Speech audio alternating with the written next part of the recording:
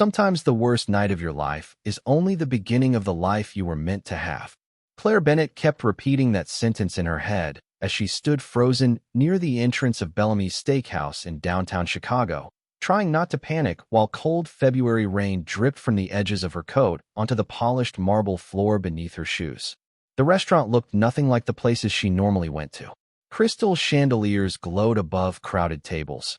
Men in tailored suits laughed over glasses of wine that probably cost more than her weekly grocery bill, and every woman in the room looked effortless, elegant, and completely certain she belonged there. Claire immediately knew she didn't. She tightened her grip on the strap of her worn brown purse and glanced down at the text message on her phone again. 7 p.m. Bellamy's. Table 14. Ask for Ryan. Her sister had practically forced her to go on this blind date after 2 years of working double shifts, raising 8-year-old Noah alone, and pretending she didn't feel lonely every single night after he fell asleep. Claire almost canceled 3 times that afternoon. First because Noah's cough had gotten worse. Then because her babysitter was 30 minutes late. And finally because she couldn't stop staring at herself in the mirror wondering who would ever want to date a 32-year-old single mom who bought her dress off a clearance rack at Target. A young hostess approached with a polite smile that disappeared the second her eyes scanned Claire from head to toe. "Can I help you?" she asked carefully. Claire forced a nervous smile. Yeah? I'm meeting someone here." Table 14. The hostess glanced toward the crowded dining room, then back at Claire again with visible hesitation. "Do you have a reservation under your name?" Claire swallowed hard. "No, I think he already checked in."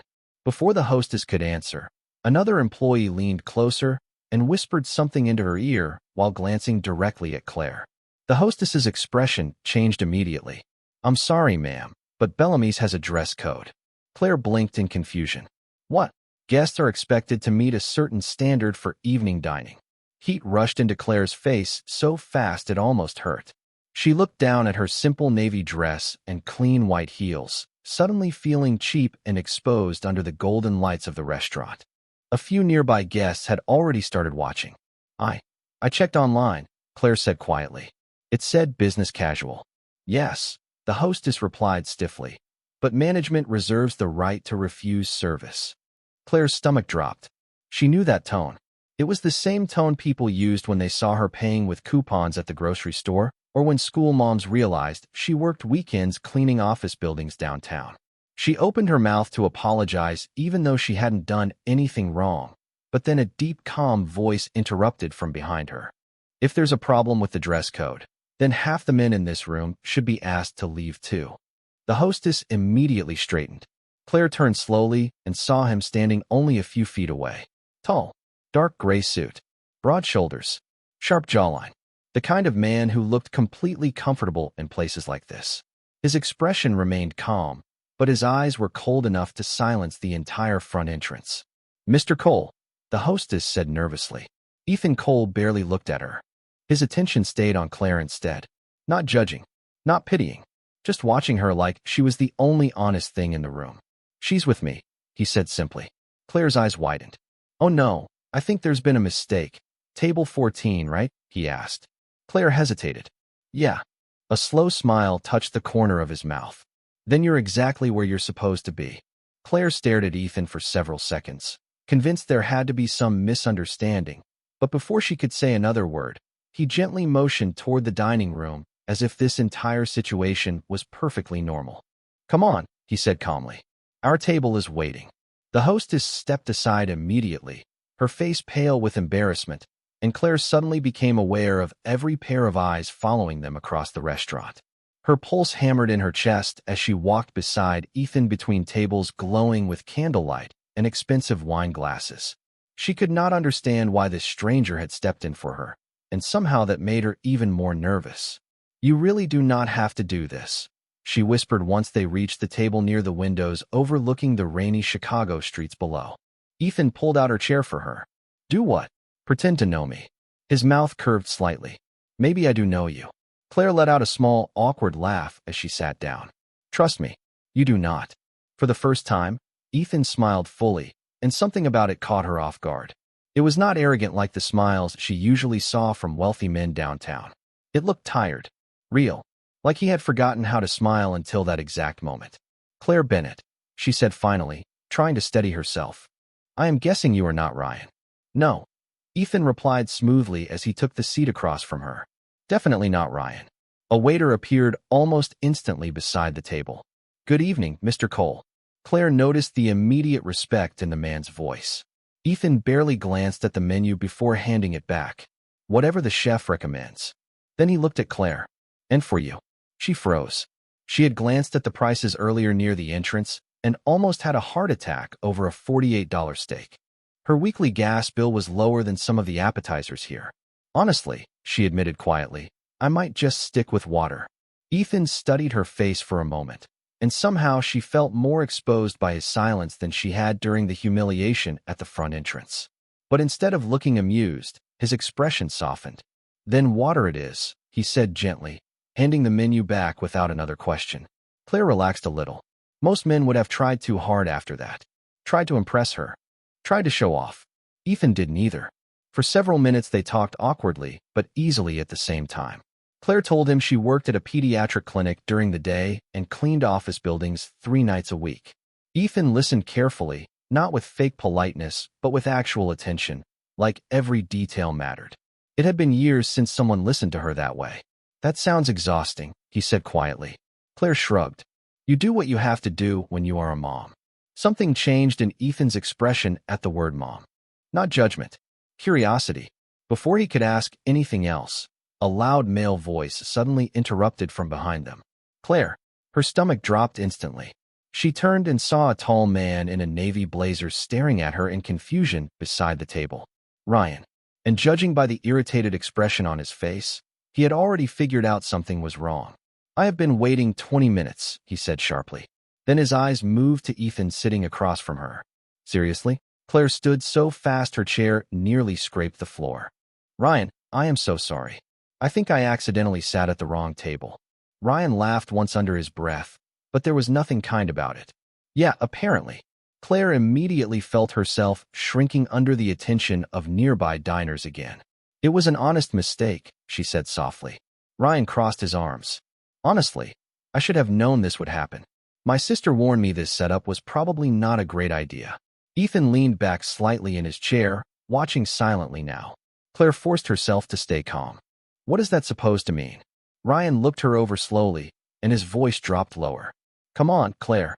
You are a single mom working 3 jobs. Did you really think this was going somewhere?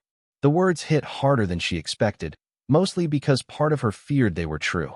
Around them, the restaurant had grown quieter again. Claire felt humiliation crawl up her throat as Ryan shook his head. I mean, honestly, he continued, this place probably costs more than your monthly wardrobe. Claire felt every eye in the restaurant turn toward her again, and for one horrible second, she wished the floor would open beneath her and make her disappear. Ryan's words echoed in her head louder than the quiet conversations around them. She had spent years trying to ignore people who judged her for being a single mother, for working too much, for never looking polished enough. But hearing it out loud in a room full of strangers still hurt more than she wanted to admit. She lowered her eyes, gripping the edge of her purse tightly enough that her knuckles turned white. You do not have to be cruel, she said quietly. Ryan scoffed. Cruel? Claire, I am being honest. He glanced around the elegant restaurant with a mocking smile. Women here look like they belong here. You look like you got lost on your way to a grocery store. Claire felt her face burn with humiliation. Somewhere behind her, silverware clinked softly against plates, but otherwise the room had gone almost completely silent. People were listening now, watching, waiting.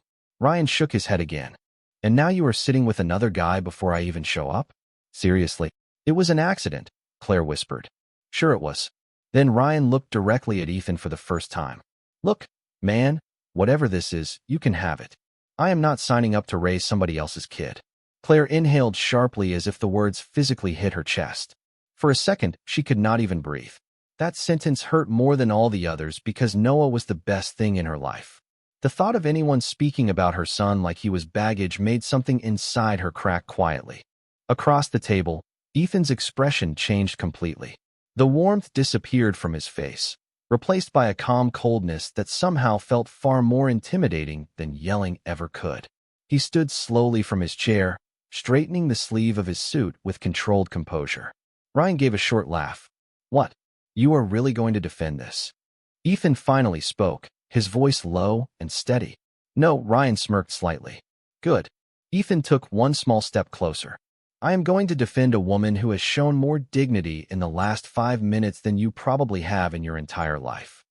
The silence around them deepened instantly. Ryan's smile vanished. Ethan did not raise his voice once, but somehow every word landed harder than shouting. You walked into this restaurant thinking your income made you important, Ethan continued calmly. But all it did was expose how small you actually are. Claire stared at him in shock. Nobody had defended her like this before. Not her ex-husband. Not friends. Not even herself sometimes. Ryan crossed his arms defensively. You do not even know her. Ethan looked directly at Claire for a brief second before answering. I know enough. Something in the way he said it made Claire's chest tighten unexpectedly. Ryan let out another nervous laugh, though this time it sounded forced. Whatever. Enjoy your charity project. Ethan's expression never changed. Trust me, Claire deserves better than this place. He paused slightly. And definitely better than you. A few people nearby exchanged glances while Ryan's face flushed red with embarrassment. For a moment he looked like he wanted to respond, but no words came out. He grabbed his coat from the empty chair beside him instead. This whole night is ridiculous, he muttered before turning and walking quickly toward the exit. Claire remained frozen beside the table long after he disappeared. Her heartbeat still thundered in her ears. She hated public attention, hated scenes, hated feeling exposed. And yet somehow the worst part of the evening was not the embarrassment anymore. It was the fact that a complete stranger had seen her at her absolute lowest and treated her like she still mattered. Ethan slowly looked back at her, his voice softening immediately. Claire. She blinked rapidly, trying not to let tears form in front of everyone. I should go. You do not have to. I do, she whispered. I am really sorry about all this. Ethan reached for his wallet calmly and placed several bills on the table before she could protest. Then he looked up at her again. At least let me walk you outside. Claire hesitated, but something about the kindness in his eyes made it impossible to refuse. Cold rain hit the sidewalks outside Bellamy's as Claire stepped out of the restaurant, wrapping her coat tightly around herself while trying to breathe through the humiliation still burning in her chest. The city lights blurred slightly through the tears she refused to let fall. She heard the restaurant door open behind her moments later, followed by Ethan's calm footsteps approaching at an unhurried pace. Claire, he called gently. She stopped near the curb but did not turn around immediately. You really did not have to do that back there, she said quietly. Yes, I did. She finally looked at him, surprised by how sincere he sounded. Most people stepped away from uncomfortable situations. Ethan had walked directly into one for her. Rain dotted the shoulders of his expensive coat now, but he did not seem to care. Ryan was wrong, he said simply. Claire forced a weak smile. You barely know me. I know enough to recognize when someone is trying to humiliate another person to feel important. Claire looked down at the wet pavement. Still, Ethan studied her carefully for a second before speaking again. Do you need a ride home? She shook her head immediately. No, I am fine. In reality, she had parked 3 blocks away because cheaper parking was all she could afford.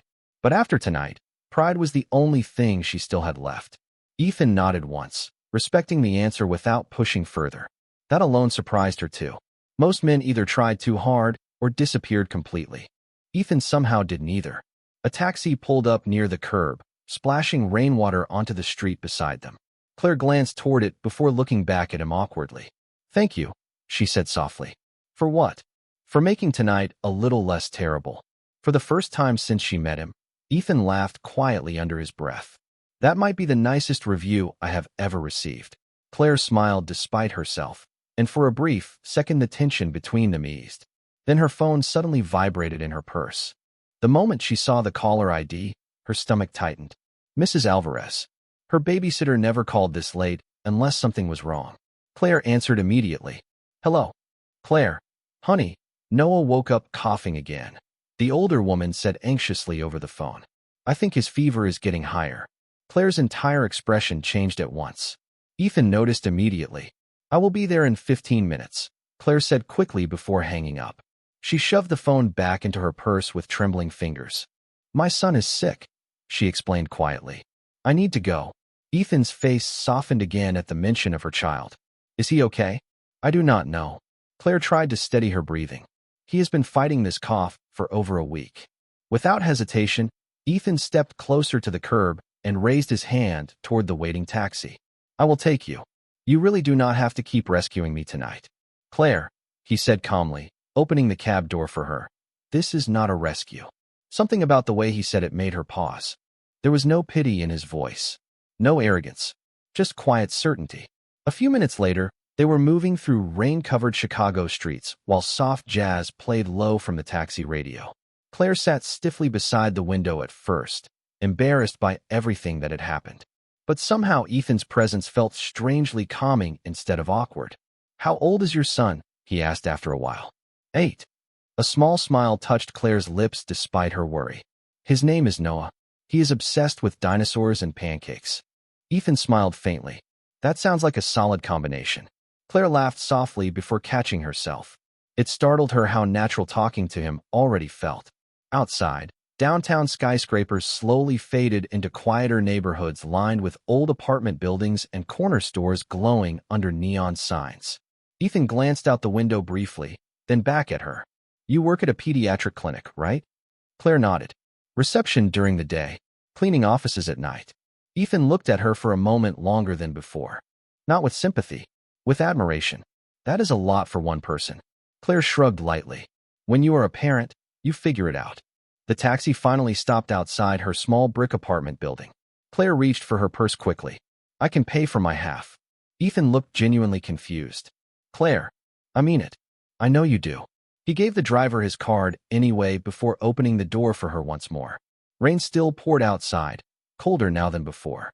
Claire stepped onto the sidewalk and turned back toward him uncertainly. You probably saved the worst date in Chicago history tonight, she admitted. Ethan leaned slightly against the taxi door, watching her with that same unreadable expression. Funny, he said quietly. I do not think it was the worst part of my night at all. Claire stood under the rain outside her apartment building for several seconds after the taxi disappeared into the Chicago traffic, still hearing Ethan's final words replaying in her mind. She shook the thought away quickly and hurried inside, climbing the narrow staircase to the third floor 2 steps at a time. The moment she opened the apartment door, Noah ran toward her wearing dinosaur pajamas and wrapped his small arms around her waist. Mom, he said weakly through a cough. Mrs. Alvarez let me stay up until 10. Claire immediately knelt beside him, pressing her hand gently against his forehead. Still warm. Not as bad as she feared, but enough to keep worry sitting heavily in her chest. Hey, buddy, she whispered softly. How are you feeling? Better. He coughed again. Can we still make pancakes tomorrow? Claire smiled despite her exhaustion. Even if the world ends tomorrow, we are still making pancakes. Noah grinned proudly at that answer before another cough interrupted him. Mrs. Alvarez stepped out from the kitchen carrying a mug of tea. His fever came down a little after medicine, she explained quietly. But he kept asking when you were coming home. Claire thanked her repeatedly before finally walking the older woman to the door. By the time the apartment grew quiet again, exhaustion crashed over her completely. She changed into old sweatpants, tucked Noah back into bed beside his pile of stuffed dinosaurs, and sat awake long after midnight staring at the dark ceiling above her tiny living room couch. Every time she closed her eyes, she saw Ethan standing in the restaurant defending her without hesitation. Men like him did not notice women like her, and they definitely did not spend their evenings rescuing exhausted single mothers from humiliating blind dates. By morning, Claire convinced herself she would probably never see him again. Life did not work like movies. She woke at 6:30, packed Noah's lunch, dropped him at school with extra cough medicine in his backpack, then rushed across town to the pediatric clinic where she worked reception. Mondays were always chaos. Phones ringing nonstop, crying toddlers, insurance paperwork stacked everywhere. By noon, Claire already felt like she had lived an entire week. She balanced 2 coffee cups while organizing patient files near the front desk when the clinic doors suddenly opened again. Can I help you? She asked automatically without looking up. I hope so. Claire froze instantly at the familiar voice. She looked up so fast she nearly dropped both coffees. Ethan stood near the entrance wearing a dark wool coat over a charcoal sweater, his hands casually in his pockets like appearing here was completely normal. Claire blinked several times in disbelief. "What are you doing here?" she asked quietly. Ethan glanced around the busy clinic with mild curiosity before looking back at her. "You said you worked here." "Yes, but how did you?" "You mentioned the clinic name in the cab." Claire stared at him, speechless for a moment. Somehow that made her nervous and strangely happy at the same time. "So you just decided to show up?" Ethan shrugged slightly. "I was in the neighborhood." Claire almost laughed because there was absolutely no chance a man dressed like Ethan casually spent time near this part of Chicago. Before she could answer, one of the nurses rushed past carrying a clipboard. "Claire, room 4 needs the insurance forms again." "Right," Claire said quickly before turning back toward Ethan apologetically. "Sorry, Mondays are insane." Instead of looking annoyed, Ethan seemed amused watching the controlled chaos around her.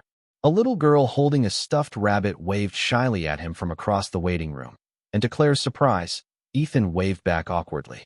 It looked unnatural, like he was not used to children but was trying anyway. "You really came all the way here just to check if I survived the worst date in Chicago?" Claire asked softly. Ethan smiled faintly. "Actually, I came because I realized I never got to finish dinner with you." Claire felt heat rise into her face before she could stop it. "You barely know me. That is usually how meeting people works." She laughed quietly despite herself, and something about the sound seemed to relax Ethan instantly. Then his eyes drifted toward the framed photo sitting beside her computer. It showed Claire and Noah covered in flour while holding burnt pancakes and laughing at the camera. Ethan studied the picture for a second longer than expected. "That is Noah?" he asked softly. Claire nodded. "The dinosaur expert himself." Ethan looked back at her with an expression she could not fully read. "He looks happy." Claire glanced at the photo too. "He is the best part of my life." Ethan held her gaze for a moment, and for the first time since meeting him, Claire noticed something lonely hiding quietly behind his calm expression. Over the next 3 weeks, Ethan somehow became a quiet part of Claire's life without either of them fully planning for it to happen. It started with short visits to the clinic during her lunch breaks, then coffee waiting for her at the front desk on exhausting mornings, then simple text messages asking how Noah was feeling or whether Claire had remembered to eat something besides vending machine snacks that day. She still did not fully understand what Ethan actually did for work. Whenever she asked, he answered vaguely. Business. Consulting. Meetings. The only thing Claire knew for certain was that he traveled often, wore watches that probably cost more than her car, and somehow always looked exhausted no matter how expensive his clothes were. But with her, Ethan seemed different. Quieter. Lighter somehow. One Friday afternoon, Claire arrived 20 minutes late to Noah's elementary school after getting stuck helping a frantic mother at the clinic. She practically ran through the parking lot, already imagining Noah sitting alone outside waiting for her. But the moment she reached the playground fence, she stopped in confusion. Noah was laughing. Ethan sat beside him on a bench near the basketball court, still wearing a dark overcoat, while Noah enthusiastically explained something using dramatic hand gestures and 2 toy dinosaurs. Claire stared for several seconds before walking closer. "Mom!" Noah jumped up immediately. "Mr. Ethan says the T-Rex probably could not actually run 40 miles per hour. Ethan looked up calmly. "Apparently I have disappointed him deeply." Claire blinked at both of them. "What are you doing here?" Noah answered first. "You were late, so the school called your emergency contact list." Claire frowned in confusion. "I never put Ethan on that list." Ethan looked slightly guilty. "You mentioned once that your sister lives in Milwaukee and Mrs. Alvarez does not drive." Claire crossed her arms. So I may have convinced the receptionist that I was a close family friend." Noah grinned proudly. "He bought me apple juice." Claire tried not to smile. "That does not make this less weird." "Fair point," Ethan admitted. Noah suddenly tugged Ethan's sleeve excitedly. "Tell her what happened to your tie." Ethan sighed quietly while Claire noticed a faint blue marker stain near the edge of his tie for the first time. "Your son believes all businessmen need dinosaurs on their clothing." Noah burst into laughter while Claire finally laughed too, a real laugh she had not heard from herself in a long time. Ethan watched her carefully when she laughed, and for a brief second Claire felt her chest tighten unexpectedly again. Later that evening, the 3 of them stopped at a small diner near Claire's apartment for pancakes because Noah insisted Friday pancakes are scientifically important. Claire expected Ethan to politely decline a place with cracked leather booths and sticky menus, but instead he slid into the booth beside Noah without hesitation. "Okay," Noah announced seriously while pouring too much syrup onto his pancakes. "I have an important question." Claire narrowed her eyes immediately. That sentence never ends well. Noah ignored her completely and looked directly at Ethan. "Are you rich?" Claire nearly choked on her coffee. "Noah." Ethan, however, looked amused. "Why would you ask that?" Noah shrugged. "Because rich people always wear coats like yours in movies." Claire covered her face in embarrassment while Ethan laughed quietly under his breath. "I do okay," he answered carefully. Noah nodded thoughtfully like he was evaluating evidence in a courtroom. "Cool." Then he returned to his pancakes as if the investigation had ended. Claire shook her head helplessly. "I am so sorry." "Do not be." Ethan looked toward Noah with surprising warmth. Most adults are too afraid to ask honest questions. Claire watched him for a moment in silence. There was something strange about Ethan. He carried himself like someone powerful, but when he sat here in a cheap diner listening to Noah explain dinosaur facts, he looked more comfortable than he had at Bellamy's surrounded by millionaires. Outside the diner window, snow had started falling lightly across the Chicago streets. Claire noticed Ethan staring at the families walking past outside with an unreadable expression. "You okay?" she asked softly. Ethan blinked slightly like he had forgotten she was there for a second. Then he looked back at her and smiled faintly. Honestly, he glanced toward Noah again before lowering his voice. "I cannot remember the last time a room felt this peaceful." For the first time in years, Claire started looking forward to her evenings instead of simply surviving them. Life was still exhausting. Bills still piled up on the kitchen counter. Noah still hated cough medicine. The radiator in her apartment still made terrifying noises every night after midnight. But somehow, Ethan's presence softened the edges of everything. Some nights, he brought takeout after her late shift and sat at her tiny kitchen table, helping Noah build impossible dinosaur puzzles while Claire folded laundry nearby. Other nights, he simply called to ask how her day went, and somehow hearing his voice after 12 exhausting hours at the clinic made her apartment feel less lonely. Claire still knew almost nothing about his real life. She noticed strange details sometimes. Drivers waiting outside buildings for him. Expensive watches hidden beneath sweater sleeves. Business calls he always stepped outside to answer. But Ethan never talked about money, and Claire never pushed. Part of her feared learning too much might ruin whatever this strange connection between them was becoming. Then one Thursday evening, everything changed.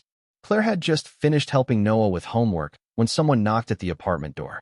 She frowned in confusion because nobody visited this late. Noah ran ahead excitedly. "Maybe it is Ethan."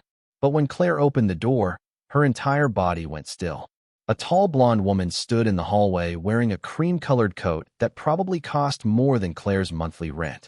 Elegant diamond earrings reflected the dim apartment lights, and her makeup looked flawless despite the freezing Chicago wind outside. The woman's sharp blue eyes scanned Claire slowly before glancing past her into the tiny apartment. "So this is where he has been disappearing to." Claire blinked in confusion. "Excuse me." The woman smiled politely, but there was no warmth behind it. "Victoria Hale." She extended one perfectly manicured hand. "Ethan's fiancée." The word hit Claire so suddenly she forgot how to breathe for a second. "Fiancé." Noah looked between them nervously from the hallway. Claire quickly forced herself to stay calm. "I think you might have the wrong apartment."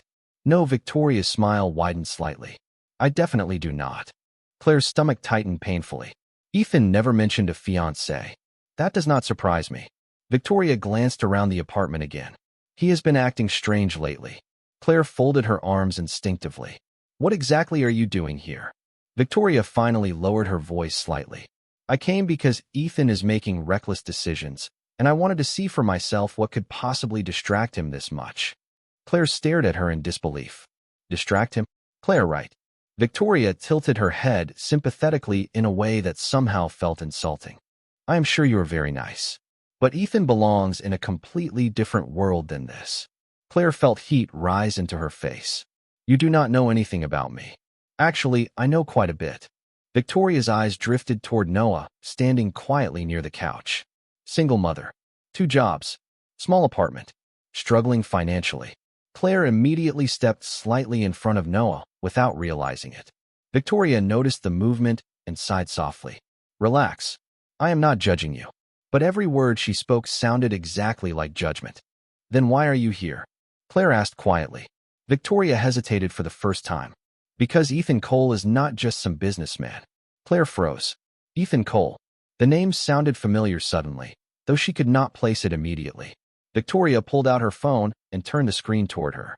Claire's eyes widened instantly. A magazine cover filled the screen.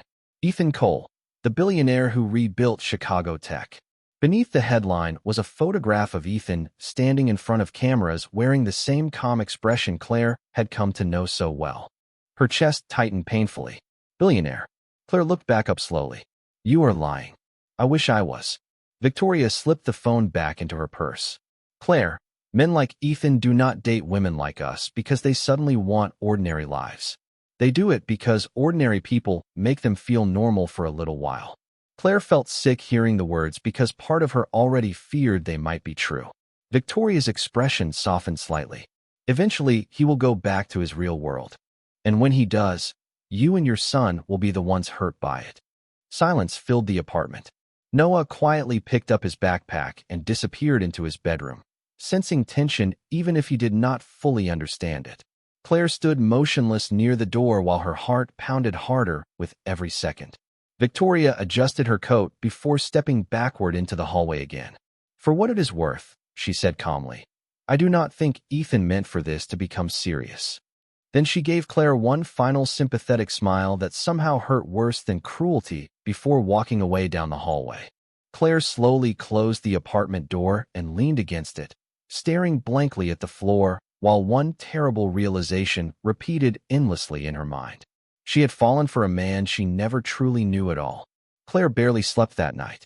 After Noah fell asleep, she sat alone at the kitchen table scrolling endlessly through article after article about Ethan Cole. Billionaire entrepreneur, tech investor, real estate developer, philanthropist. One headline called him the most eligible bachelor in Chicago. Another showed photographs of him standing beside politicians, celebrities, and Victoria Hale at glamorous charity galas Claire could never imagine attending. The man in those photos looked polished and untouchable, completely different from the quiet person who sat beside Noah eating pancakes at a cheap diner. But the eyes were the same. Calm. Lonely. Claire closed her laptop slowly and stared at the dark apartment around her. Suddenly, every moment between them felt dangerous. The expensive coats. The mysterious business calls. The drivers waiting outside buildings. She felt foolish for not realizing it sooner. Men like Ethan did not accidentally become part of lives like hers. Eventually, reality always stepped in. The next morning, Ethan showed up outside the clinic holding 2 coffees like he always did. But the moment he saw Claire's expression, his smile disappeared immediately. What happened? He asked quietly. Claire looked at him for several long seconds before speaking. Your fiancé came to my apartment last night. Ethan went completely still. Victoria did what? She told me who you really are. Rain drizzled lightly across the sidewalk while people hurried past them toward nearby office buildings, but Claire barely noticed any of it. Ethan ran one hand through his hair slowly, frustration flashing across his face for the first time since she met him. Claire, I can explain. Can you? Her voice cracked slightly despite her effort to stay calm. Because right now I feel like I do not know anything about you. I was going to tell you. Claire laughed quietly, though there was no humor in it. When? After I embarrassed myself even more? You never embarrassed yourself. Ethan, I spent weeks thinking you were just some guy who liked pancakes and hated wearing ties around children. That is still true. You are a billionaire. He exhaled slowly. Yes. Hearing him admit it out loud somehow hurt more than reading it online. Claire shook her head and stepped back slightly. You should have told me. You treated me like a normal person. His voice lowered. Do you have any idea how rare that is? Claire crossed her arms tightly against the cold wind. Victoria says eventually you will go back to your world. Ethan's jaw tightened immediately. Victoria does not get to decide my life. Maybe not. But she understands your world better than I ever will. Ethan stared at her in disbelief. Claire, I do not care about any of that. Maybe you do not, she whispered. But your world does. Silence settled heavily between them. Across the street, traffic crawled through wet downtown Chicago while gray clouds covered the skyline above. Claire looked at Ethan and suddenly saw the distance between their lives more clearly than ever before. She thought about Noah getting attached, about disappointment, about watching another person eventually leave. This was never supposed to become serious, she said softly.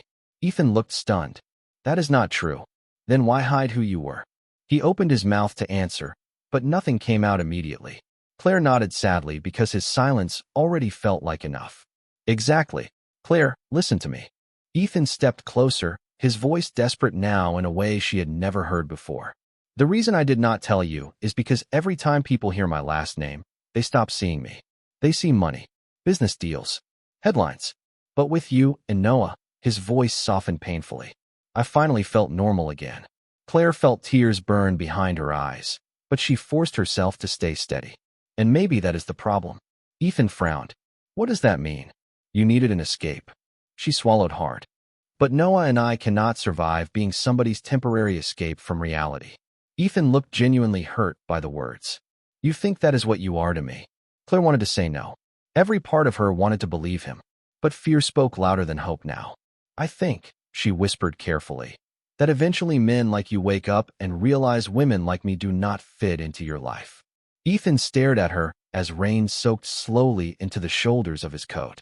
Claire, please do not make this harder than it already is. For several seconds, neither of them moved. Then Claire finally stepped past him toward the clinic entrance, her chest aching with every step. She could feel Ethan watching her, but she did not turn around again because she already knew if she saw his face one more time, she might not have the strength to walk away at all. 3 months passed, and Claire did her best to convince herself she had made the right decision. Life slowly returned to its old routine. Early mornings, double shifts, bills stacked beside the microwave, Noah asking questions she did not always know how to answer. But something inside the apartment felt quieter now in the worst possible way. Noah noticed it too. One evening while Claire washed dishes, he sat at the kitchen counter unusually silent before finally asking, Did Mr. Ethan stop liking us? Claire's hands froze under the running water. Noah, because he stopped coming. His small voice sounded careful, like he was trying not to upset her. Claire dried her hands slowly before kneeling beside him. Sometimes adults have complicated lives. Noah looked down at the dinosaur toy in his hands. I liked when he was here. Claire forced a smile, even though her chest hurt hearing it. Me too. Across the city, Ethan's life looked successful to everyone except him. Magazine covers, interviews, endless meetings in glass skyscrapers overlooking Chicago. But for the first time in years, none of it mattered anymore. He found himself staring out windows during board meetings, thinking about Noah laughing over pancakes or Claire smiling while folding laundry in her tiny apartment kitchen. One night, during a formal charity gala, Ethan stood surrounded by investors and politicians while photographers shouted his name from across the ballroom. Victoria stood beside him wearing a silver designer gown, perfectly elegant as always. You are somewhere else again, she observed quietly. Ethan loosened his tie slightly. I should not even be here. Victoria studied him carefully. You are still thinking about her. Ethan looked directly at her. I love her. Victoria went silent for several seconds before finally sighing softly. Then why are you standing beside me instead of fighting for her? Ethan frowned slightly. You came to her apartment. Yes. Victoria nodded calmly. Because I thought she was temporary. Her expression softened with surprising honesty. I was wrong. Ethan stared at her in shock. Victoria glanced around the glittering ballroom, filled with wealthy strangers pretending to be happy. You have spent years building an empire, Ethan. But you only started looking alive after meeting that woman. Across the room, another businessman approached asking about contracts and investment projections, but Ethan barely heard him anymore. Suddenly none of this felt important. Not the money, not the headlines, not the expectations. 30 minutes later, Ethan walked out of the gala in the middle of conversations worth millions of dollars and got into his car without even changing clothes. Snow fell heavily across Chicago streets as he drove toward Claire's neighborhood, with his heart pounding harder than it had during any business deal in his life. Meanwhile, Claire sat inside Noah's elementary school auditorium watching the winter talent show. Parents filled rows of folding chairs while children nervously prepared backstage. Claire clapped politely for each performance, though exhaustion still weighed heavily behind her eyes after another 12-hour shift. Then the auditorium doors suddenly opened near the back of the room. Claire turned instinctively and froze. Ethan stood there breathing hard like he had run inside from the snowstorm, still wearing his black tuxedo beneath a long wool coat dusted with snowflakes. Several parents glanced toward him curiously, but Ethan only looked at Claire. Her pulse immediately quickened. Ethan slowly walked down the aisle toward her while Noah spotted him from backstage and nearly shouted in excitement. "Mr. Ethan." Claire stood abruptly as Ethan finally stopped in front of her seat. For a moment, neither of them spoke. Then Ethan looked at her with more vulnerability than she had ever seen in his eyes before. "You were wrong about one thing," he said quietly. Claire's voice came out barely above a whisper. "What?" "You said eventually men like me wake up and realize women like you do not fit into our lives." Snow melted slowly onto his coat as he shook his head. "Claire, you and Noah are the first things that ever felt like my real life." Tears filled Claire's eyes instantly. Around them, Christmas music echoed softly through the school auditorium while children laughed backstage waiting for their turn to perform. Ethan stepped closer carefully. "I spent years surrounded by people who loved my money, my company, my last name." His voice cracked slightly. "You were the first person who made me feel loved when none of those things mattered." Claire stared at him speechless. Ethan glanced toward Noah waiting excitedly near the stage curtain before looking back at her again. "I do not care about penthouses or headlines anymore." He swallowed hard. "I care about Friday pancakes, dinosaur debates, your terrible apartment radiator." Claire laughed through tears despite herself. Ethan smiled softly, seeing it. "I am not asking you to fit into my world anymore," he whispered. "I am asking if maybe I can become part of yours instead."